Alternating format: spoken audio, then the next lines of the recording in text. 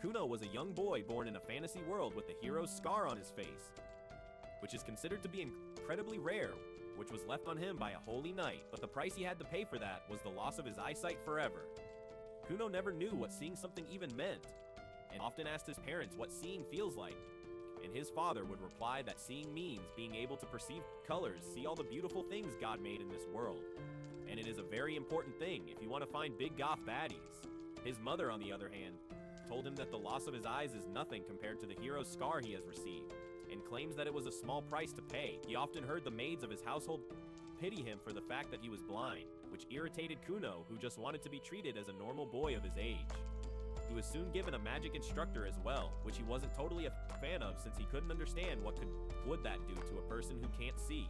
One of the maids guides him towards the room where his new magic tutor was waiting, and Kuno asks the maid what's the point of learning any magic if he can't even walk on his own and needs someone to handhold him at all times. The maid understands his frustration and tells him that he was born with the water crest on his forehead, which means that he has a great deal of magical affinity, especially to water magic, and if he learns the magic, he can do wonders for the world and himself. Kuno doesn't really agree with that, but decides not to argue as the maid opens the door where his new tutor, Jen, was waiting for him. The blue-haired nerd baddie greets Kuno warmly and introduces herself before starting with their first lesson. The lesson turns out to be a pretty easy one for Kuno, who immediately manages to get his staff wet with a simple spell. Jen praises him for his talents, while Kuno asks what he did with the magic. Jen explains that he just used a simple magic spell which produced a blob of water the size of an eyeball. A sudden realization hits Kuno as he grabs his eyes, which scares Jen, who thinks that Kuno is one of those woke snowflakes who can't take a joke and love getting offended. But he suddenly exclaims that if he can make water blobs the size of an eyeball, then he can also create his own set of eyes. How he connected those two things is a mystery to me, but can't argue with anime logic. Some time passes by, and now Kuno isn't as emo as he was before, and has started to enjoy feeling for different things and getting intrigued by all the different sorts of food and the different scents in the room. He starts chowing down on lettuce, but has no idea what he is chewing on. But the maid happily tells him everything about it, and claims that she has been feeling so much better as making food is much more rewarding than before. She starts rubbing some blueberries on his face, as he tries to understand the sense of everything. But soon his teacher comes by to tutor him, so he is forced to leave. His tutor Flora is a total mommy and asks what he wants to study today. Kuno replies that he wants to read about history today, and wants to read about the story of the Holy Knight Hugh. Flora is a little surprised as the only reason he is blind is because of that Holy Knight, but the maid gives her the go-ahead. Flora turns to Kuno and tells him to let her know if he feels overwhelmed or uncomfortable at any points. Kuno tells her not to worry as he wants to learn anything and everything he can learn. Soon he gets to learn about the history of his own world and how there was a fight between the demons and the humans, and it was going very badly for the humans. Thankfully, a hero emerged from the side of humanity named Hugh the Holy Knight, who finally managed to bring an end to the tyranny of the Demon King and brought peace on Earth once again. Hugh was cursed by Demon King though, and ever since that day, every generation in his bloodline randomly gets born with something missing. Some are born without a leg, some without their teeth, and some are born without their eyes. Ever since that day, humans have been calling the disabled people of his bloodline as the reincarnations of the hero himself, as they have the scar of the hero. Kunin doesn't particularly subscribe to this ideology though, as he believes that he is more than just the reincarnation of Hugh. He is his own person, and the magical abilities he has are his own, and not just loaned to him by some hero who is long dead.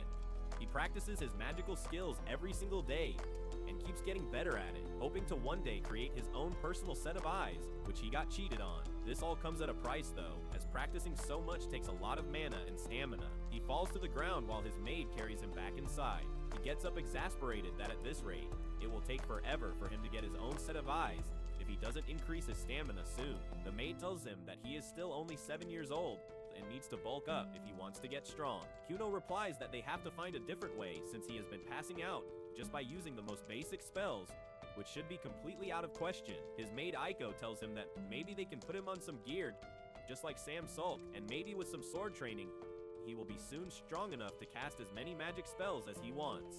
Kuno agrees with that, and Aiko immediately heads out to find a good swordmaster for him to train with. The very next day, Aiko finds an old swordsmaster named Oru who starts training him. He gets through the basics on his first day, by which Jen also arrives, ready for the magic lesson. Jen is a little surprised at the hard work that he is putting in, whether he wants a break. immediately puts down the sword and get a wand ready for the next lesson. Jen is not sure how much stamina he has remaining, so she decides to just check whether he has retained what they learned in the last lesson. Kuno immediately chants the spell, but instead of producing just one water ball, he ends up producing like 10 perfectly clear water balls. Jen is surprised, wondering how the hell did he master the spell so quickly, and realizes that this boy is definitely built different. That afternoon, Kuno gets a visitor from the royal capital who turns out to be the princess herself called Miri. Ever since the birth of Kuno, she was betrothed to him since Kuno belonged to a noble family and he bore the scar of the hero, which is a very big thing. She didn't particularly like him though.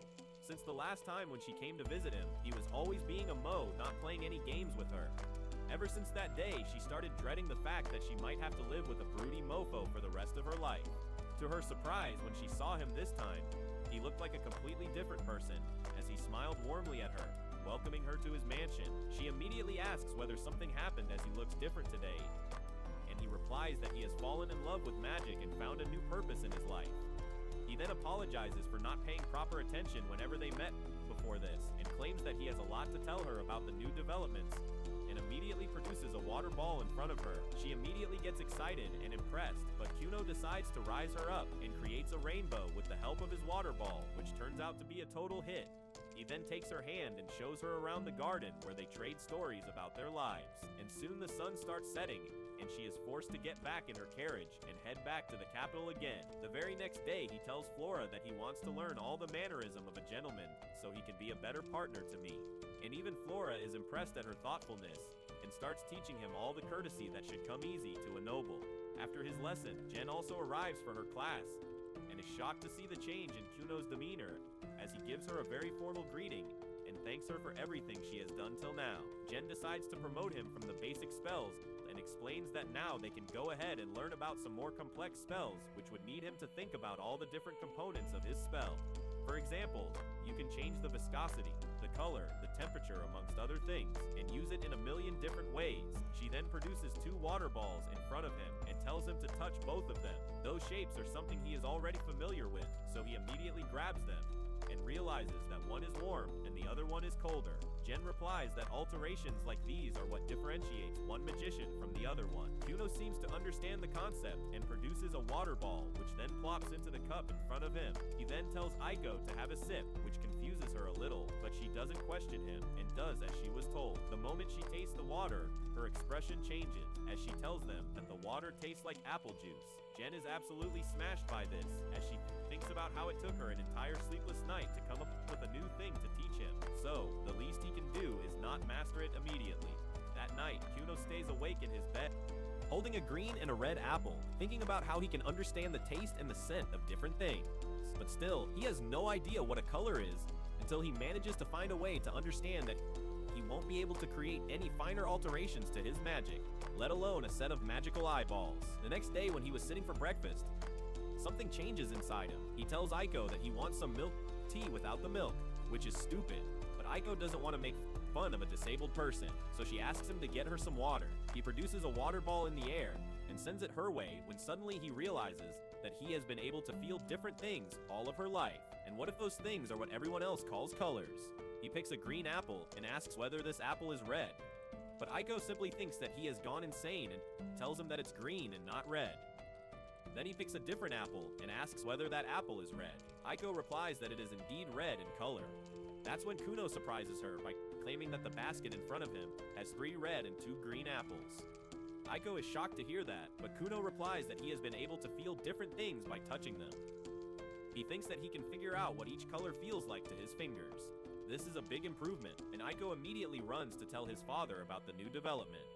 He immediately asks whether Kuno can read books, and Aiko replies that he is able to trace the color of the ink on the paper and read that way. The next morning, he starts practicing his magic once again and summons a huge red-colored water ball, claiming that he can sense the color better if he makes it bigger. Just then, his mother calls out to him, which breaks his concentration, and the water ball falls on them, covering them in the red liquid. His mother gets knocked out cold, thinking that something happened, and her dear son was covered in blood, which confuses Kuno. But Aiko tells him that the color of blood is red as well, and that's why his mother is so scared. While this is happening, Jen watches it from afar, thinking that the feats that Kuno is able to perform is beyond anything that she has ever seen before. and wonders whether this boy has the talent to attain the most prized title in the world and become a cerulean wizard. A couple days pass by, and now Kuno has started studying about hydromancy. He is trying to expand his horizons to see what all is he good at. But Aiko doesn't seem to understand what hydromancy is. So he tries to explain to her in very simple terms that hydromancy is simply using water in a bowl to tell the future, or to find something which is missing. Aiko immediately asks whether he could find a groom for her. But Kuno tells him not to worry, as she is a beautiful maiden right in the flesh of her youth, and loads of men would want to take her as a bride. Hell, if he wasn't a noble betrothed to the royal princess, he would have taken her as a bride as well. They both laugh at that as Aiko reminds him that she is 10 years his senior. But Kuno replies that age is just a number as far as he is concerned. Just then, Flora arrives for the lessons and takes his test, in which he passes with flying colors, with all the answers being very in-depth, politically correct, and nothing which could get him canceled on Instagram. He thinks about the fact that she has basically taught him everything she could at this level, and gets worried about the fact that she might have taught him how to rub the huzz too well, as he tries to flirt with every girl he lays his eyes upon. Just then, Kuno offers her some tea and starts trying to rile her up as well, and she worries whether he might get dragged in the Me Too movement. But she thinks that it is overall better, since he always used to be sad and gloomy. Now at least he seems to be enjoying his life. Later that night, Aiko tells Kuno that they need to get ready, as his lord father wants to meet him and has called him over to his mansion. He immediately gets ready, and soon the two of them head out into the cold night with a torch in Aiko's hand while she complains about being cold. Kuno decides to do something about it and uses his magic to produce two big blobs of water, but to Aiko's surprise, the water is warm and soft. She pushes it against her face, claiming that she would love to sleep in a bed made with this, and Kuno tells her not to worry, as this is just a prototype, and he is already getting ready for many more products. He then asks Aiko honestly whether he did something wrong in the past few days, and whether his father is calling him because he is angry at him. He remembers the last event when he created the red water ball, which caused his mother to faint, and his dad got mad at him. Aiko tells her not to worry, as he has been doing everything perfectly, so there should be no reason for his dad to be upset at him. Soon they arrive at the mansion and quickly huddle inside for some warmth when he gets greeted by the house butler and his older brother. Kuno is very happy to see his older brother, as he doesn't get to see him very often, but his brother tells him that they don't have a lot of time because their parents are waiting in the solar. The older brother leads them to the room, and on the way, he asks Kuno whether he would like to hold his hand as a guide. But Kuno tells him not to worry, as now he is able to sense his environment a great deal better and shouldn't have much trouble maneuvering through it. His brother thinks about the time when Kuno would always stay in his emo state, and he would always have to hold his hand to take him anywhere, even in the house. He is really surprised by the amount of change Kuno has gone through in such a small time, and wishes him the best. Soon they knock at the solar and enter inside, when his father tells him that Miss Flora claims that she has taught everything she has to teach to a noble child, and for further education, a formal school would be necessary. Kuno replies that he doesn't really want to go to a school, as he doesn't want to create problems for any classmates or teachers with his disability. Moreover, he claims that he has plans of his own and has decided what avenue he wants to follow, and it definitely doesn't involve a school. His father laughs at it, while my father would have whooped my ass if I said this. His father claims that he thinks that formal education is for normies as well, but since it is mandatory by law for anyone of noble descent, he had to ask the king for a favor and create an exception for Kuno. Kuno replies that he can smell the nepotism already, and his father tells him to shut the hell up and take what's given to him without trying to be too woke. With that, Kuno comes to the actual questions and starts asking about his pocket money, claiming that he deserves a raise, considering that he has been working so hard. But just like a capitalist pig, his father declines, claiming that the next time he pulls any stunts like the Garden Blood incident, he is going to cut his pocket money for 6 straight months. His mother butts in to change the topic and brings the train back on the track. His father remembers why exactly he called Kuno here, and tells him that while he agrees with his decision to drop out from the school, he also needs to think about his future with the Princess Mary. Since schooling is such an important part in the noble's upbringing, she might face ridicule about the fact that her husband-to-be is not even schooled properly. Surprisingly enough, Kuno understands all this and agrees to go to the school, claiming that it will be a hassle, but he can't let the princess be ridiculed because of him. His father tells him not to worry though, since with the power of nepotism and corruption, he has made it so that he only has to go to the school 5 times to give the final advanced level exams and pass it to graduate. That sounds like a win-win situation to Kuno, so he immediately agrees. His older brother tells him not to worry, completely alone, since both him and Princess Mary are going to attend the same exam as well, so all of them can graduate together. His mom gets really excited at the fact that her son will be attending the school soon, and immediately calls in Aiko, as they will have to take a bunch of measurements for his coat and other pieces of clothing. Before he can go, his father calls Ishiko back in and tells him that while Kuno is at the school, some other nobles who hate them might try to approach him and Princess Mary, and it will be his job to make sure that nothing goes wrong. Ixio tells him not to worry, as he will always be with them, and make sure his younger brother is safe. The next time Princess Mary visits him, she is excited to know that he will be attending the school with her and tells him not to worry. She will escort him around and show him everything. Kuno wonders out loud that other nobles who are in love with her might not like that and get jealous. But Mary tells him not to worry, as that will not happen. Kuno asks whether she is not popular in her school then and is just another loner, but she tells him that she is obviously very popular on the account of her being a princess, and she knows of at least 5 boys eager to court her. Kuno thinks about the fact that these things can become problematic, so he decides to get a different magic staff for self-defense. Finally, the day of departure comes and Kuno gets ready alongside Exio, but everyone is focused on Kuno as he looks dashing with his new cape and a new cane. He flashes a few poses before getting in the carriage and then uses his water magic to cover the wheels of the wagon with a thin layer of water to make it more stable and less bumpy. Exio is pretty impressed by Kuno's ideas, while Kuno is just happy that his magical skills have some actual real-life uses, unlike a degree in gender studies or anthropology. His brother reminisces about the time when Kuno was still a gloomy emo kid and fell over because Echo wasn't paying attention, and then started crying like a little. Kuno tells him not to worry, as he is not that person anymore and is strong enough that he can outlive all of humanity. Ixio starts getting a little worried, as his little snot of a brother is starting to talk more like a demon king than a hero's reincarnation. But he puts his thoughts aside when they finally arrive at the academy. Kuno finds me waiting for him outside and immediately starts flirting with her, while his older brother stands around awkwardly. Kuno soon gets a little overwhelmed by all the new situ, as he can hear thousands of voices and feel the presence of hundreds of students inside the school. He thinks about how his earlier self would have recoiled from this, but his magic has given him the confidence he needed, and he grabs Mary's hands and enters the academy. He immediately becomes the fan favorite of the girls, as they claim that the new boy looks more like the prince in the stories than a student. While even the professor, who was supposed to show him around the school, who was stressed as she heard that Kuno was an extremely shy boy, but the reality looks completely different. She calls out to him and introduces herself as Professor Cast, claiming that she is going to be his guide today. He thanks her for the help and bids farewell to his brother and Mary, who promised to have lunch together. While the professor was showing him around, he had no idea that he had already made a bunch of enemies of the bullies who used to rule the school and were the most popular before his arrival. Cass takes Kuno to a separate classroom and explains that he will be giving 5 exams for his graduation, and usually there is a gap between each exam.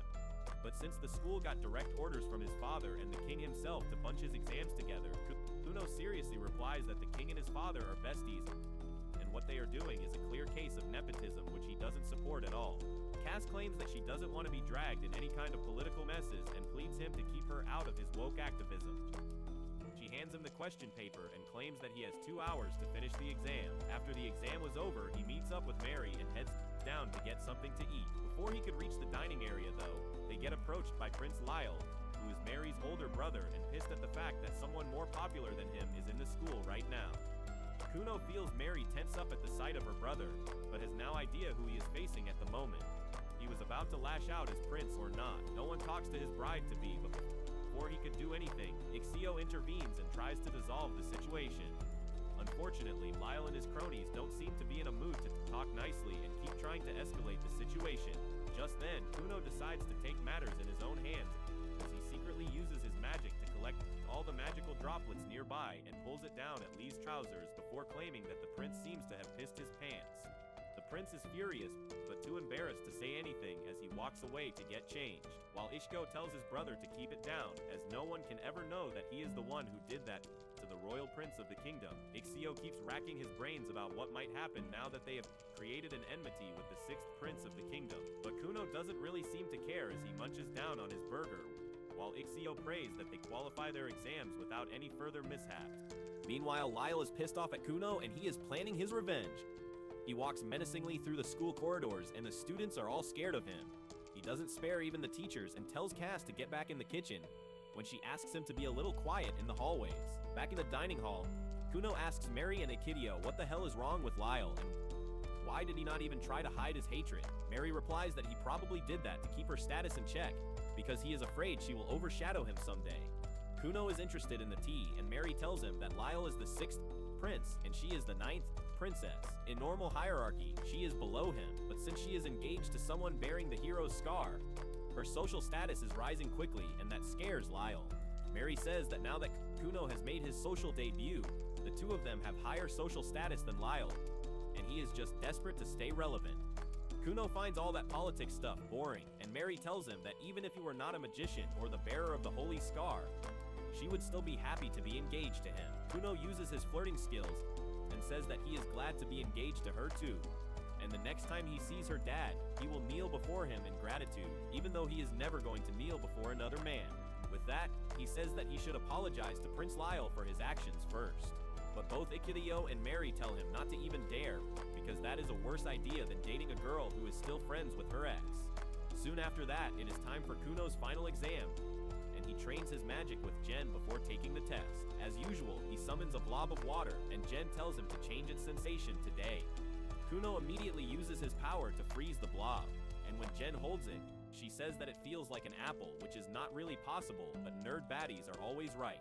She tells Kuno to touch a lot of things to understand how they feel, and then use them to alter his magic even further. Instead of using this chance to touch her or some grass, Kuno goes and starts diddling a horse as soon as he reaches school. Ikido comes out and is taken back on seeing his brother act so sus, but he decides to leave him to his methods. Just then Mary comes running to welcome them, and Kuno acts extra dramatic, saying that since it is the last day, he is going to meet her at school. He feels like the world is ending for him. After that, he goes inside where Cass tells him that he will be taking the final exam with the rest of the students. Kuno is shocked on hearing that, and he is quite excited because this is the first time he is going to get the real feel of his school life.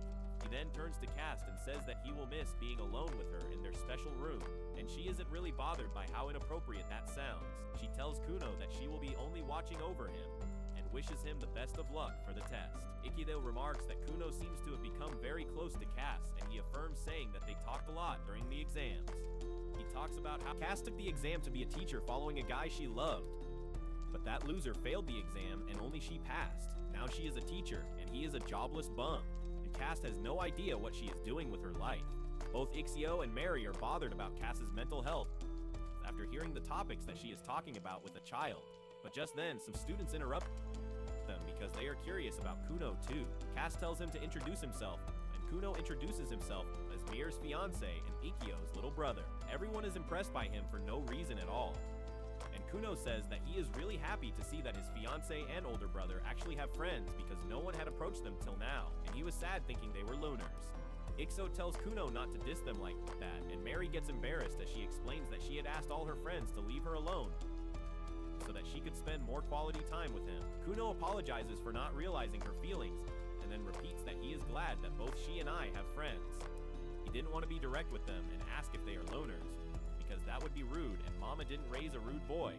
He was almost ready to tell them that it is okay not to have friends by playing the sympathy card and telling them that he has got it even worse. Everyone else is convinced by his act, but Mary knows that Kuno has no issue being friendless, and he affirms. Soon it is time for the exam to begin, and Cass tells Kuno to stop diddling the pigeon and get to his seat.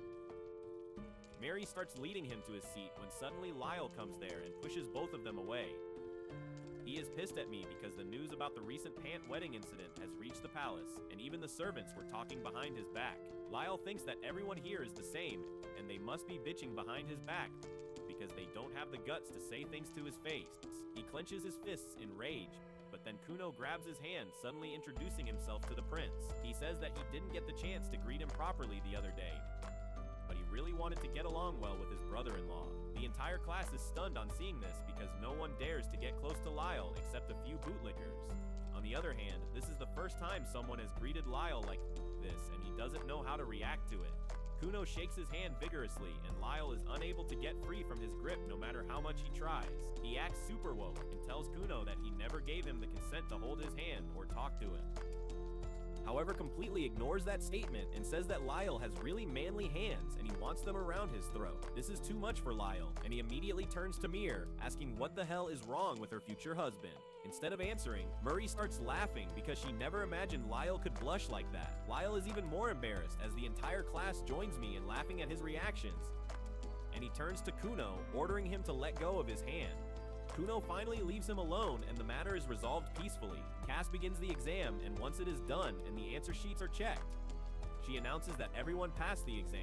Everyone is happy to hear that, and Kuno celebrates that he graduated with his brother and fiance. Later that evening, he leaves for home and wishes everyone goodbye. Everyone is sad to bid goodbye to the quirky but charming boy, and even Lyle seems to have changed after meeting Kuno. The next day, his magic lessons with Jen resume, and she tells him to create a small typhoon. Kuno creates that, and then at Jen's order, he splits it into 10 water balls, colors them, and then changes their texture. Jen is satisfied with this, but Kuno has more to show. He says that he has learned something new recently, and then changes one water blob into a white pigeon that flies like the real thing. Jen falls to her knees, realizing that Kuno is officially a much better sorcerer than her, and she is going to lose the job of teaching him. She decides to reveal this truth to Kuno during tea time, and asks him to prepare himself mentally because she has shocking news for him. Kuno sends Aiko away before asking Jen if she is a goddess who came from another world to teach him, but now she must return to her divine dimension. Jen is amused by that idea, but she doesn't entertain it too much. She tells Kuno that she doesn't have anything left to teach him, and he is already better than her now. Kuno gets up and says that he doesn't want to let her go because the little trick she invented to keep him busy and extend her employment made him understand a lot more about magic than any normal class would. More than that, he is grateful because she was the one who inspired him to create eyes using magic. He is desperate to keep her as his teacher and offers to increase her salary. But Jen is honest for once and states that she was overpaid all this time, and now she doesn't have work to do. She tells Kuno that he should get a teacher who is much better than her to study further, but he refuses. He says that he grew so much because of her little tricks and demands her to deceive him further. As he says this, animals made of water come out from everywhere and start cuddling with Jen, who is even more sure of the fact that her role in Kuno's life is over. Now with that, she leaves Kuno's house and decides to become a better sorcerer after being inspired by her students' hard work and dedication. Soon after that, Aiko tells Kuno that even Flora has resigned from her job because the curriculum is complete and Kuno has graduated. She didn't wait to say goodbye because she would be too emotional, and Kuno decides to write her a thank you letter. Aiko tells him to ask her if she has a handsome servant in her mansion who is over 6 feet tall because she is looking for a groom. Kuno asks Aiko if she really plans to quit her job and marry someone. Aiko affirms, saying that she feels that Kuno can look after himself perfectly now, and it is time for her to get married because the dating pool after that is quite bad. During dinner, Kuno tells his parents that all his teachers have quit, and Jen told him to find an extraordinary magician to teach him next. Ixio says that the royal sorcerer Zoe is quite famous recently, and his mom can vouch for that. Kuno asks his dad to appoint the guy named Zoe as his teacher, but he tells him that's not how things work. He makes it clear that he cannot call the royal sorcerer here to teach him, and Kuno asks his dad what is the point of being the king's best friend if he can't do even this much. Kuno's dad tells him that only the king and people directly authorized by him can meet the royal sorcerers who rarely leave the castle and don't meet commoners. Kuno understands his dilemma now, but he has a solution ready for that. He tells his dad that he will come with him to the royal palace the next time he goes to talk to the king, and then he will get lost there. The royal sorcerers will find him, and through some plot armor he will be taken in as their student. Kuno's dad tells him to stop watching so much anime and Kunorama because things don't work like that in real life. He says that his plan has no guarantee that it will work, but Kuno is confident that it will get him what he wants. He asks his mother to help him, and since she favors him a lot, she pleads with his dad to do something. The guy is a sass for his wife, so he agrees to talk to the king about the matter, even though he doesn't have much hope in the plan succeeding. A couple days later, a master sorcerer receives a file from another high-level sorcerer. He is taken aback at an apprentice sorcerer learning to become student of the royal sorcerer, Zoe. But the girl tells him that the boy seems talented and Princess Miri is head over heels in love with him. The master doesn't care about that and starts reading Kuno's file in detail, and that is enough to get him interested in the boy. But that's where this video ends. Remember to like and subscribe to the channel. Thanks for watching, and I'll see you next time.